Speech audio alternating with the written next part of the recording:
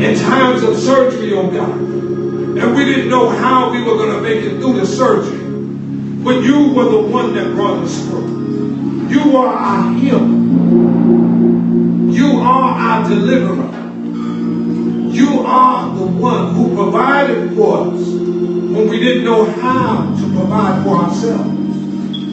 Financially, we struggled. But you provided a way so that we were able to pay our mortgage. You provided a way so that we were able to pay our rent. You provided a way so we were able to put food on the table. You provided a way so that we were able to put clothes on our children's back. You were the one who provided a way so that we were able to do the things that we needed to do for our families. You are the way. You were the one, oh God, who kept us in the midst of every storm. In the midst of the storms of life. You were there with us. You were there with us. You said, I will never leave you. I will never forsake you. Nor will I turn my back on you. I turned my back on your sin because I did not like your sin. I couldn't stand your sin. But I loved you because of who you are. I was married to the backslider. You loved us in spite of all of our weakness. In spite of our shortcomings, you loved us. In spite of our failures, you loved us. In spite of our downs, you loved us. You were there. You were there. You were there. You loved us when no one else did. You loved us when everyone else turned their backs on us. You were there when no one else would open up the doors for us. But you opened up doors for us, God. You opened up many, many doors. And you closed some doors. You closed doors that should have been closed. You closed doors that should have been closed. God, we thank you. God, we magnify you. God, we give you praise. Lord, you're worthy in this place. God, you're worthy in this place. Father, you're worthy in this place. Father, you're awesome in this place. Father, you're awesome in this place. You are mighty God. You are a righteous God. You are our wonderful counselor. You are the Prince of Peace. You are our strong tower, our strong deliverer, a mighty and powerful God you are. And we lift you up in this place. We glorify you in this place. There's no one like you, Jesus. No one can heal like you. No one can deliver like you. No one can set the captives free like you. You are the great I am. You told us don't quit. When the trials and the tribulations got hard and strong, you told us don't quit. When the storms of life was all around us, you told us don't quit. When we did not know the way to go, you told us don't quit. You told us don't give up. You told us don't quit. No, don't quit.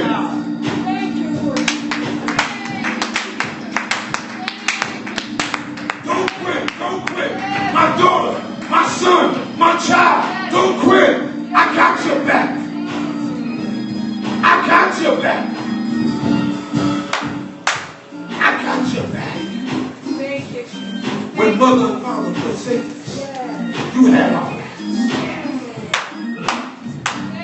When the lawyer didn't know how to handle the case, it was you that had our backs. When we strung out in our addictions, whatever the addiction might be, it was you that brought us through. It was you that kept us. It was you that watched over us. It was you that held us. It was you that loved us beyond everything. Yes, Lord Jesus. Nobody but you, Jesus. Hallelujah. It was you, the great I am. The great I am. The great I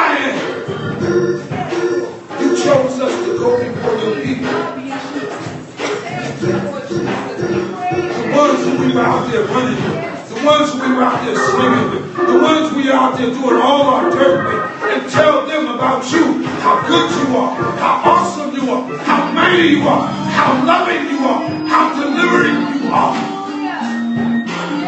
This is why you kept us. This is why you saved us.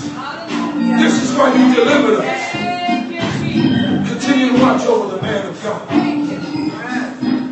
Continue to bless him. Continue to anoint him. To give him power. To give him wisdom. To give him knowledge. Continue to anoint his life, so that he may continually be the man of God that you would have for him to be. Continue to bless his family, his children. Continue to just do mighty things in his life. You called him, oh God. You brought him from a mighty long way. You kept him through sickness. You kept him through addiction. You kept him through many strange trials and tribulations. And then you placed into his life a woman of God who would stand by him, who would be there for him, who would love, honor, and protect. Comfort him when he needs to be comforted. Strengthen him up when he needs to be strengthened. Stand by his side when he needs to. Oh God, thank you for that. Thank you for that.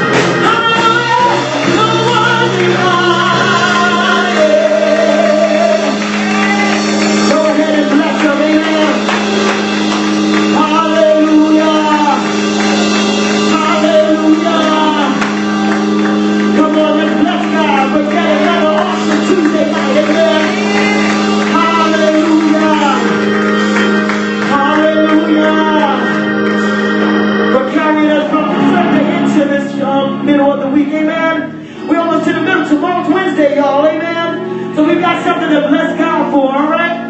Come on, so let's bless him, amen. Let's show our gratitude and let's tell him thank you. Thank you, Lord. You're worthy, you're worthy, you're worthy. You're worthy, you're worthy, you're worthy. Hallelujah, hallelujah, you're worthy, God. Hallelujah. You're worthy, God.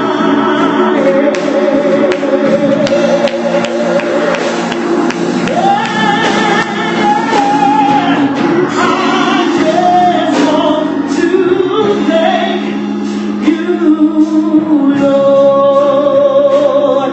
Hallelujah. Come on, help me say thank you, Lord. Hallelujah. Thank you, Lord.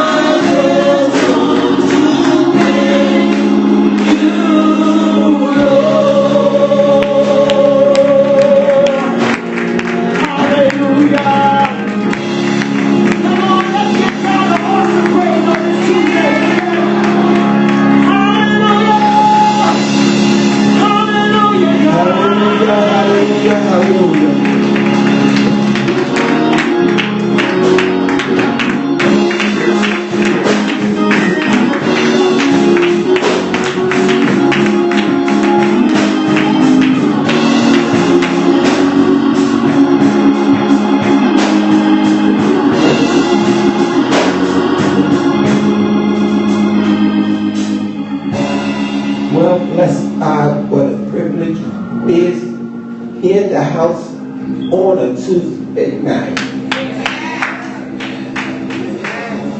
What repeat what flag?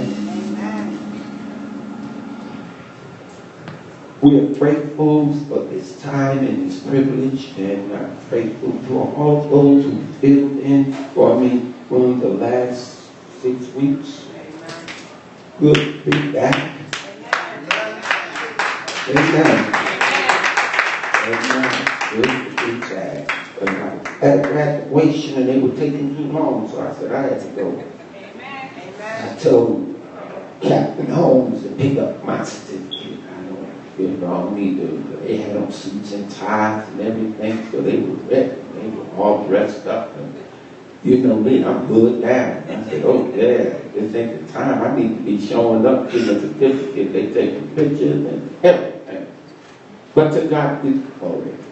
For a few short moments, Ecclesiastes, the 5th chapter, in verse 4 through verse 7, New Living Translation, Ecclesiastes, the 5th chapter, verse 4 through verse 7.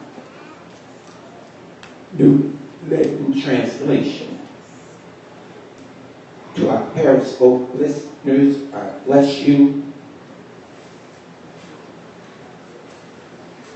When you make a promise to God, don't delay in following through. For God takes no pleasure in fools. Keep all the promises you make to Him. It is better to say nothing than to make a promise and not keep it. Don't let your mouth make you sin. And don't defend yourself by telling the temple messenger that the promise you made was a mistake. That would make God angry and He might wipe out everything you have achieved. Talk is cheap, like beans and other useless activities. Fear God instead. For a few short moments, I want to talk on the subject, real commitment. Real commitment. What is a real commitment? The reality is that you need to understand that there is a difference between worldly commitment and spiritual commitment. When you make commitments to each other, they are meant to be broken. But when you make a promise to God, you need to follow through. That's why many times you will hear me say, don't get people excited in the moment. That's why many days I don't open up the doors of the church, because I don't want people to have a spiritual orgasm and they want to join and they haven't been here long enough to know that this is the right family for them. Amen. They don't even know if God intended to plant them here. The reality is, you know, my wife likes to get candy for the grandbaby while I'm preaching, but that's all right. But the reality is, grandbaby is the boss. But the reality is that when you make a commitment to God, it's a difference in your commitment to each other, your commitment to your job, your commitment to friends, even your commitment to family. Because when you make a commitment to God, you need to follow through. And the reality is, many believers do not follow through on their commitment. They act like the church is their social club. They act like the church is their hangout. They act like the church is that somewhere they just come when they feel like it. But the reality is, we are the church. And this is just a building where we gather at. And there's not any people here. This is just a building. And when you come into the building, and I know this is going to be a little hard for some people to understand in the next 15 minutes, because you may have wished that one of the ministers had spoke, but I'm going to tell you the truth. Not that they're not telling you the truth, but I'm going to tell you the real truth. The reality is, now, I'm not trying to impress anybody. I've been in this thing for 22 long years. I'm about ready to retire another 8, to God be the glory. But the reality is, many people get that word commitment mixed up. Amen. Real commitment. In Jeremiah, as he said, be careful when you put your trust in the arm of flesh. Because flesh will fail you. And many people will waste a whole lot of time hurt, upset, despondent, distressed, depressed over somebody breaking a promise to them. Well, hell, they were meant to break promises. They're not perfect. They're not going to keep their word. They don't even know what tomorrow's going to bring. Quiet as kept, they don't even know what an hour from now going to bring. So you shouldn't get too upset when folk make promises and can't keep them. Because they are people. They are prone to failure. They're all of us have sinned and come short of the glory of God. And when you realize, I just told somebody at the doctor's office, they was sharing stuff with me, and when you realize that there are 6 billion people in the world, can I help you here? One Negro is not going to upset me. 6 billion people in the world. One person walking out of my life is not going to upset me.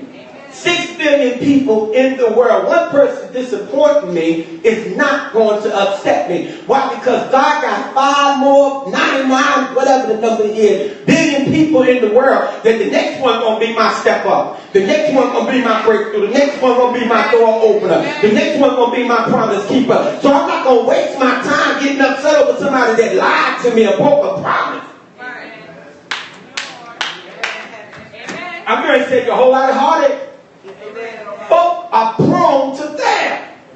Even me. So the scripture tells us, but when you make a real commitment to God, don't be so quick to make the commitment. See, in the world we can sell tickets. In the church you can't. In the world you can have fundraisers. That's what they do. In the church you can't. Because when you make a commitment to God, it's for life.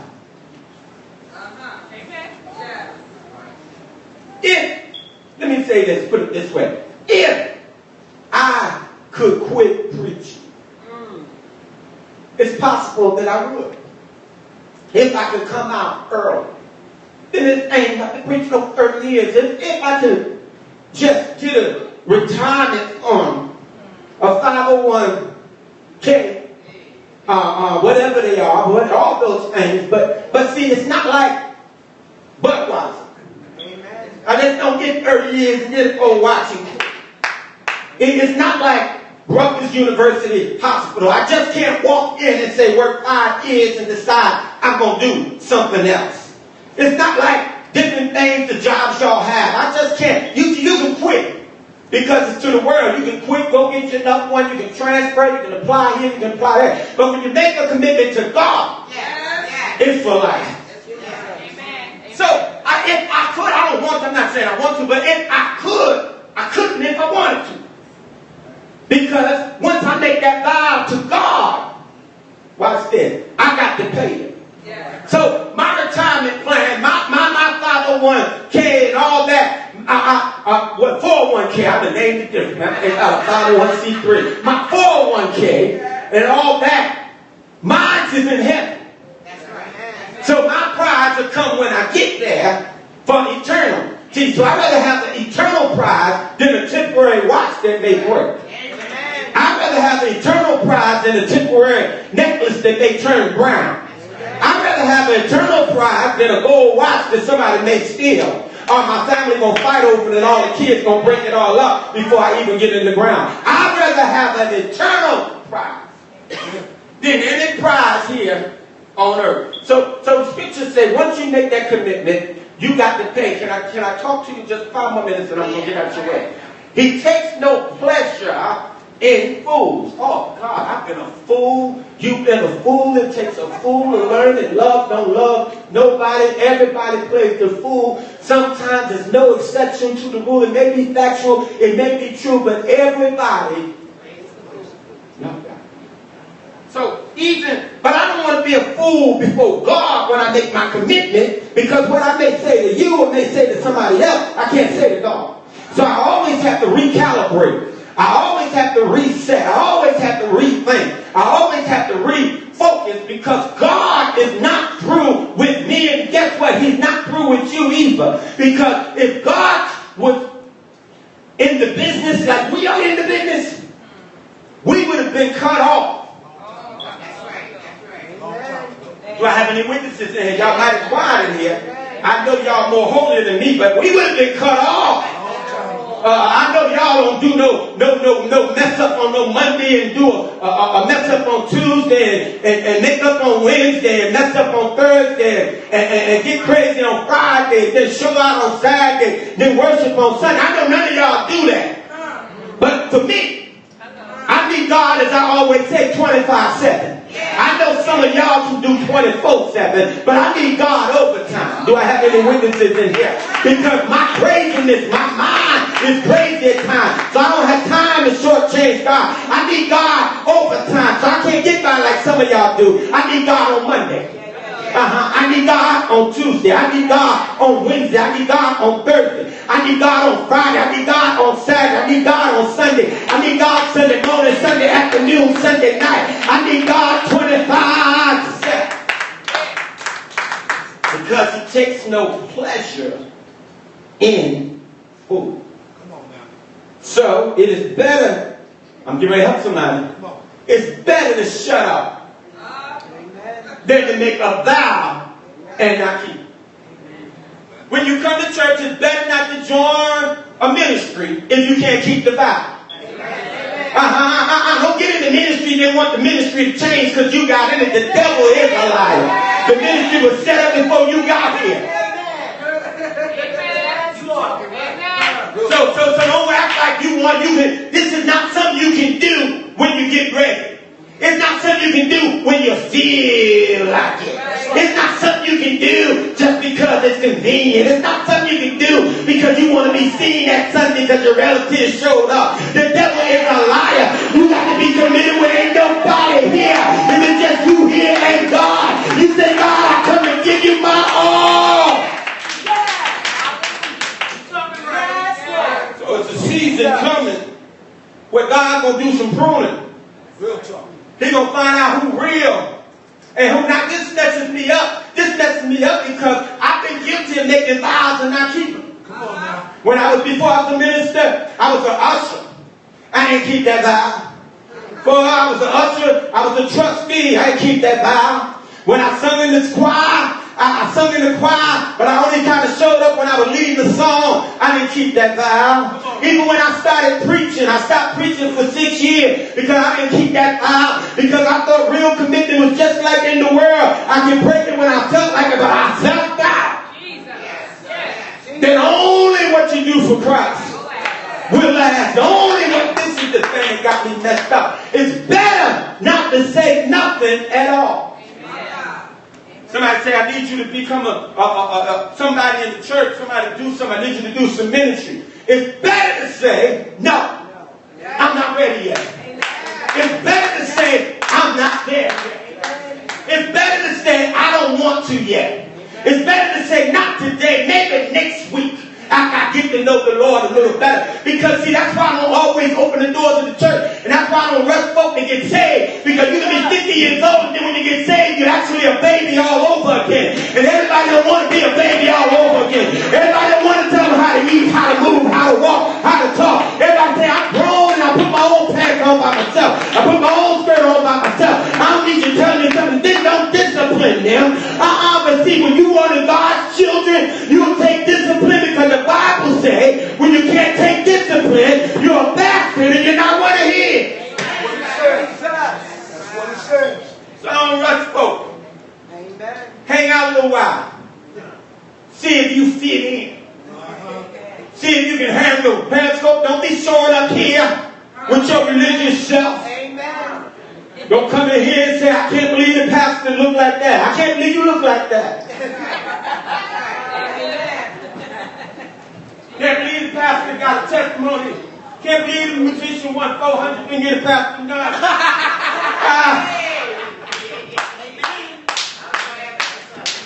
Hey, clap. You got a family. Take care of your family, son. But the reality is, don't make a vow that you cannot keep. Come on now. Look at somebody and say, you better learn how to say no. Oh, you got to tell folks no sometimes. That may be your ministry. That's not my ministry. That may be what you call to. I'm not called to that. I can't usher. I still got a little cussing in me. If somebody cussing me wrong, I tell them where to sit, And they get funky with me. I'm liable to cuss them out. No, I need to be be security. I need to be security. I can't sing in the choir because I may not know every note. I may not know every song. And when I sing before the Lord, I want God to receive my worship. So I want to sing from the chair. Don't rush me up there. Amen. You got to learn how to say no. This is the thing. Because you got to keep all the promises you make to him. It's better to say nothing than to make a promise and not keep it. Don't, oh God, help me in here. This is going to help you here. This is real commitment. Don't let your mouth make you sin.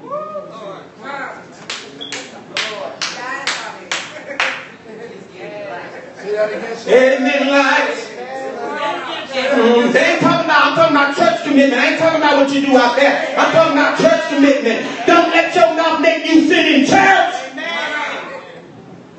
Sometimes you got to be honest. Can I just get here right here just for a moment? Sometimes you got to be honest and say, I'm only talking to you because the pastor told me to turn to you. Don't get it twisted. It ain't a relationship because I said God bless you. Don't get it twisted. I ain't eyeing you. I ain't spying on you. I ain't digging you. I ain't trying to grab you just because he said hug your neighbor. Don't get it twisted. I ain't trying to get off on you. I ain't dreaming about you at night. And I can do without you. Don't get it twisted. This was just the only seat that was left in the house. And I was trying to obey the doorkeeper. And I said, make me your funky behind. But if I had my choice, I would have been in the overflow. Don't get it. Twist. Don't let your mouth make you lie. Don't walk around acting like you all that in a bag of chips. Don't get it twisted. Don't let your mouth make you lie because you know 66 books of the Bible and you know 23 verses and you know 4 adjectives and you got 5 hallelujahs and you got an ABCD hymn. Don't get it twisted. You can fall too. That's right. Amen. So don't let your mouth, don't get up here and testify. That's all I testify. Get up here and testify. I thank the Lord and sin ain't in me and I'm saved, testify through with the Holy Ghost and I ain't going to fall no more. The devil is a lie. The righteous man falls 7 times. But the promise we have that God picks us up. That's why you shouldn't look at the folk in the street because the folk in the street used to be you. And if you don't keep your act together and you don't keep your commitment together, you may be out there with the folk in the street. Jesus. That's why I come to worship. I need worship. Yes, sir. I'm bad with worship. Yes, sir. Imagine how terrible I'd be without worship. Jesus. And watch this. Don't defend yourself by telling me, I'm the typical messenger, that the promise you made was a mistake. Join one week and quit the next. Join church, don't see you no more. Talking about it was a mistake. You heard me say a bad word that you thought was actually biblical. And you left because I didn't preach like your old preacher. The devil is a lie. Don't join, come hang out. But when you join, you're making a commitment not to me. New time's going to go on when I'm dead and gone. You're making a commitment to the Lord. Yes, sir. So you may come in here any Sunday. I'm liable to say anything. I obviously Bob will tell y'all how I used to be 20 years ago. God help me in here. I used to say some stuff. I'm good now. I'm good now, Jake. I'm good. I'm good. God worked on me in time. But as far don't come tell me that. Last but not least, this is the thing that got me, and I'm going to leave you with this. I don't want you to miss it. Don't tell me you make a mistake, because watch this. The result is you just might make God angry. And he wiped out all the achievements you have already made. You say, how you know, Pastor? When I stopped preaching for 6 years, I was on my way up. I was the only minister in the church. The pastor was setting me up to be his successor. But I messed up and I got a job. I went and worked back in hotels during the day, and I had some waitresses that messed me up. They didn't mess me up because they wanted to mess me up. I kind of wanted to be messed up. God, when I had turned my back on God, I went from management, I went from owning a company, I went from making 50 grand a year, I went from corporate America, I went from wearing suits, I went from wearing ties, I went from wearing nice shoes, down to a homeless hotel in Virginia Beach.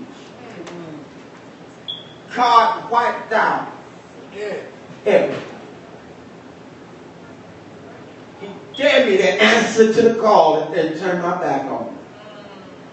Because I had made a vow and I didn't keep it, and the day God answered. He took away everything.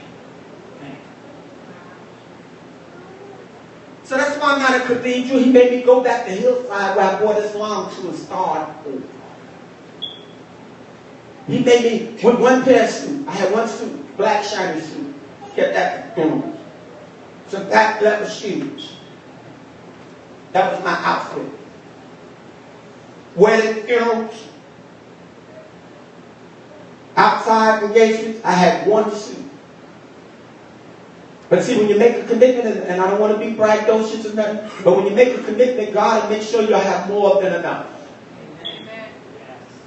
I'm not even going to brag. I can wear different pair of shoes and a month go out and I ain't wear the same shoe twice.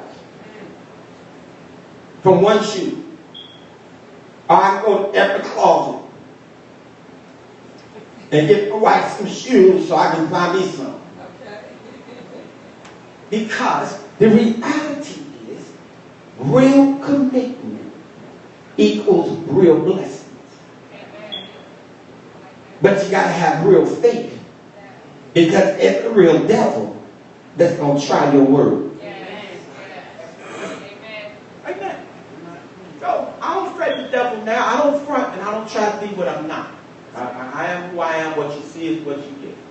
But I end with this story. Little girl came in Sunday afternoon. And she wanted to make sure, or we were the type of church that would accept her.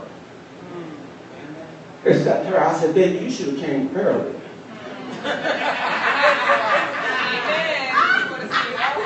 You made the mistake of coming when church was over. You should have came early. So, after a little conversation, she said, I never seen a preacher with tattoos in the ear. So I said, then you have no excuse why you can't return. Because if God accepts me, He can surely accept you. I said, because I didn't go into details with her. I'll give her another time. But the reality, sometimes when people hurt you, the devil will make you think that nobody wants you. When God loves you. And God got some people that love you also. But the devil wants to make you think that all of God's people don't want you. And you need to understand, your swag is your swag. Your manner is your manner. Your routine is your routine. Your style is your style. Don't come in here and be like anybody else. Be you. And let God make the difference. So from this point on, let your commitment be real. Let your commitment be true. And if you need to repent to God, do it. Don't wait. Because tomorrow is not guaranteed. And I tell folk all the time, when I came back to God, it wasn't in the church. I was on Virginia Beach Boulevard, looking up. All my stuff fit in the back seat of the Charger. I had lost everything. And I came back home to New Jersey. Because I said, the Lord kept on telling me, you got to go back to where you left me. 6 years later, I went back. He had left, I had left him. He was still there waiting for me. So when I got back to him, the rest is history. That was 1990. What's this? 2016? You add the numbers up. God will keep you. If you want to be kept. But see, my promises to him are straight up. So I ain't going to act like we're going to have church 5 days a week, but we ain't. Amen. Jesus, Lord, I thank you. And y'all can do it, but I ain't going to be here. I got too many other activities I'm involved in. Come on, sir. Because the work is not in here. The work is out there. So we come to worship and we depart to serve. Amen? You can play some. I'm done. Y'all thought I was going to go overtime. I know, Felicia, you did your day. You can say, you can be honest. You can be honest and say, God, Pastor preaching, Lord, we're going to be in here past 8 o'clock. I thought it was an hour of power, Lord Jesus. Pastor don't know nothing about no time. First thing he's going to say, well, I'm the pastor. No, I practice. I lead by example. If it's supposed to be an hour, that don't mean you wait till 8 o'clock. That means you're done before 8 o'clock. Because you're supposed to be here before 8 o'clock. You can cut it off because I may cuss now.